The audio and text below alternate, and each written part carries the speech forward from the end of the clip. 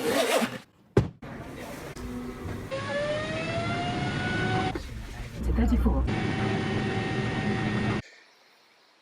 Hi. Hey y'all, welcome back to my channel. Hope you all had a good summer.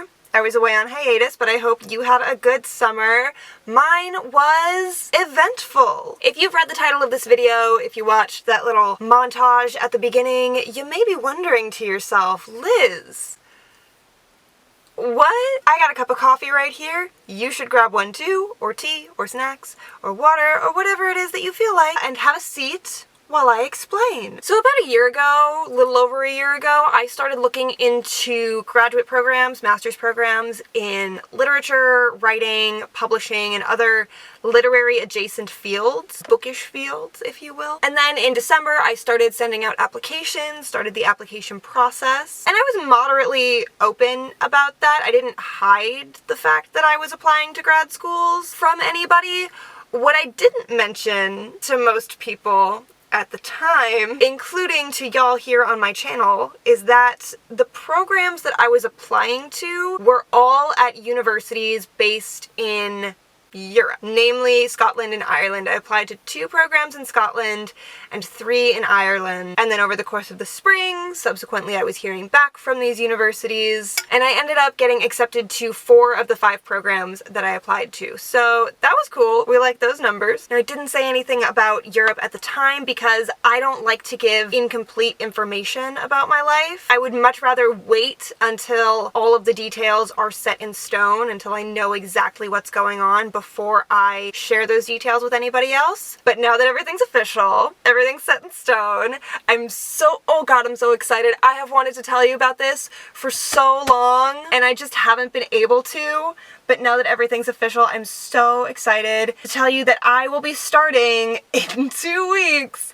I will be starting the Master of Science in Information Management and Preservation at the University of Glasgow, which means I'm moving to Scotland. I fear I may have girlbossed a bit too close to the sun. It's fine, it's good, it's wonderful. I am very excited about this, and I am really looking forward to bringing you all on this journey with me as I come back to YouTube, make my return, as it were, after a 3-month hiatus. And I do have some pertinent errands to run this morning. That's why we're in my car. I have to go pick up my new personal laptop because, for those of you who don't know, I have been using the same 11-inch MacBook Air that I bought for undergrad in 2014 since 2014. And she's old. She runs. She still runs. But she's old. And I always told myself that if I got into grad school, I would upgrade and get myself something new, fresh for grad school. So that's what I'm doing. But I wanted to take some time this morning, since I'm running these pertinent errands, I wanted to take some time to preemptively answer some questions that you may have. I just want to give you guys as much information about this as possible because I am so excited. So I've got some questions on my phone that pretty much everyone who knows about this has been asking me, which is what leads me to believe that you may also be wondering these things. So the first question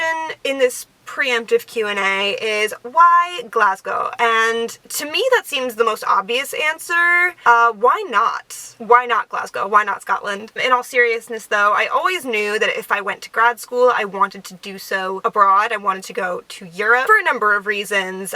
Obviously the cross-cultural experience is just incredible. That's something that I've always wanted. It's something that I had when I lived in Ireland, and I think I will always want more of it. And that actually leads me into point 2 about Glasgow, which is that I did live in Ireland for a year and I loved it. I was with a host family working as an au pair, so I was fully immersed in modern Irish culture, and I absolutely adored it. I loved living there. And obviously Scotland and Ireland are not the same, but they do have similar histories, similar cultural influences, same general area of the world. Culturally speaking, I feel like Scotland and Ireland are like brothers, you know? Related, but different. I do also have Scottish ancestry in my family tree, so I'm very excited to learn more about that and learn more about what that heritage means and connect to it more, as well as learning some Scots Gaelic. I love languages, so I'm very excited to get another one going in my head. I started started learning Irish while I was living in Ireland, and I just think the Celtic languages are so beautiful and underappreciated by the rest of the world. I think they're gorgeous, and I can't wait to learn more. Also, Glasgow is a very diverse city, very open and friendly, and an actual melting pot. I know we talk about America, the Great American Melting Pot, but Glasgow, as far as I can tell, seems to be like truly a melting pot of cultures. And Glasgow Uni is one of the most international student bodies at any university in the world. So that's a big draw. A lot of things drew me to this university. And it's also a leading program in the subject that I'm studying, which is going to bring me to preemptive question Q&A answer number 2. And that is, what is information management and preservation? What is the IMP program? Information management and preservation is like if library science had a cousin with a dark academia. No. Library science and museum studies had a baby, and that baby was Twitter. Is kind of the direction that I want to go in, maybe, for my dissertation, but it does not actually fully encompass the IMP program. It's like if it's it's like that you want. I'm not doing a great job of explaining this. I will do a better job at a later date in a more full Q&A video. So if you do have questions for me about any of this, you know, the academics, the move, student life, whatever questions you may have, leave them below. I'll also post something on Instagram when I'm there. But for now, I will say information management and preservation is kind of like archival studies. It's a very broad spectrum subject, and the program at Glasgow Uni focuses a lot on digitization and digital information, which is increasingly important as we are all still kind of stuck at home a little bit. But it's such a broad field of study that I don't feel I can adequately describe it to you quickly in this little preemptive thing. And question number 3 for this little preemptive Q&A is, what does this life upheaval mean for my channel? And I will tell you, I don't know. I don't fully have a game plan going forward. I have kind of a blueprint for a game plan. We'll see how it goes. As I mentioned before, I had been on hiatus for the past 3 months, and a large part of that was that I wasn't enjoying making videos anymore. I was just so stressed and exhausted, and it wasn't enjoyable. It didn't feel like it was adding any value to my life. So I took a break. That was definitely the right move for me at the time. As they say, absence makes the heart grow fonder, and there are aspects to YouTube that I've missed. Obviously, I've missed the booktube community. Specifically, I've missed vlogging. Vlogging has really helped me to appreciate the beauty in small, otherwise mundane moments in my day-to-day life. So I have missed that, and I do want to get back to more of that going forward with this channel. But I also want to focus on putting out content that I am proud of, content that makes me happy, what I want to post when I want to post it, as opposed to just trying to get a video up because I feel obligated to. So what that means is posts are probably going to be a little bit more sporadic. I might not be posting weekly anymore. And it also means that my content, the kind of content that I'm making, is going to diversify a little bit. As I said, I miss the booktube community, and I do still want to interact with that community. That's where I feel at home here. And so all of these big booktube events, you know, readathon, book clubs, live shows, the annual tags, mid-year freakout and whatnot, wrap-ups, annual wrap-ups, I still want to do. But I'm thinking I will probably likely be putting up other kinds of content as well, as I'm about to be a full-time student again for the first time in 3-4 years. When did I graduate? It's been 3.5 years since I graduated, and I'm about to be a full-time student again, so there will probably be some study tube type, university type vlogs and other videos going up on this channel, academia related. And also, this is obviously like a big lifestyle shift for me. Not only am I changing my occupation from employed to student, I'm also moving to a whole different country. I know one person in the whole of this country. And it's scary, but it's exciting, and so I want to be able to share the experience with you guys. So probably some lifestyle type videos will also be coming out just to document this experience.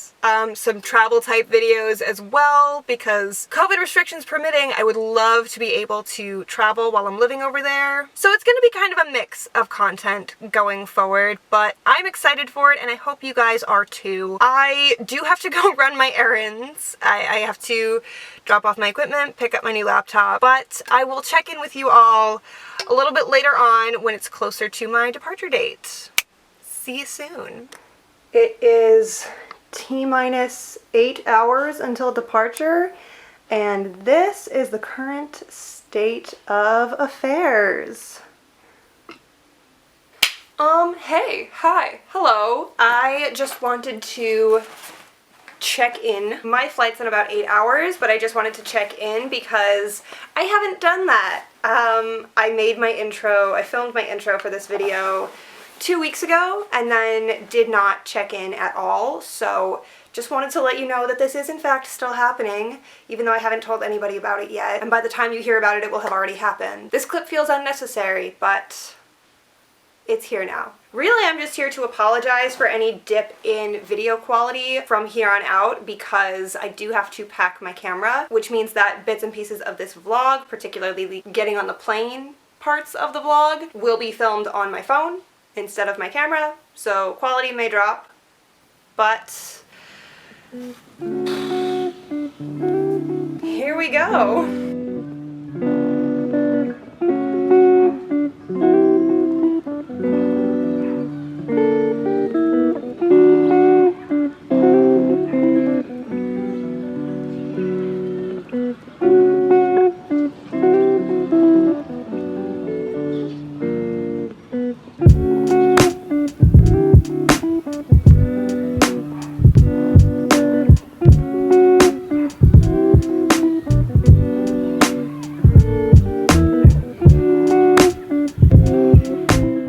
Good morning. I'm pretty sure I look an absolute mess. That's what a red-eye flight will do to you. So I've just landed in Reykjavik. First flight, first leg of my journey complete. It's about 6 a.m. local time, which makes it about 2 a.m. for me. So I'm a little exhausted, but I've got a little over an hour, about an hour until my flight starts boarding. And I know where my gate is, so I'm gonna go try to find some coffee, wake myself up a little bit, and I'll probably see you in Glasgow.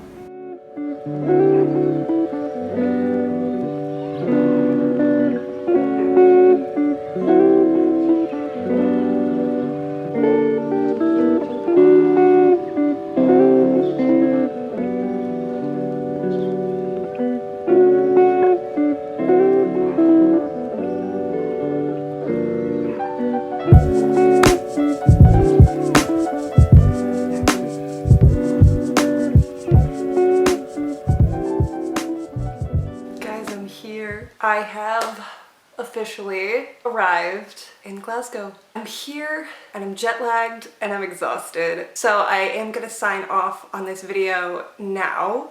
This background is not gonna be my regular background. I'm actually not in my apartment right now. I'm staying with a cousin, but I should be moving into my apartment in the next couple of days, which is very exciting. So when that happens, you will maybe get an apartment tour. In the meantime though, I am looking forward to doing a big full Q&A about this whole life experience, process, change, everything. So if you have questions, again, leave them below. Thank you so much for watching. I can't wait to share more of this experience with you guys. So if there's anything in particular that you want to see, leave me a comment. Don't forget to like and subscribe, and I will catch y'all on the flip side. Peace out, Brussels sprouts.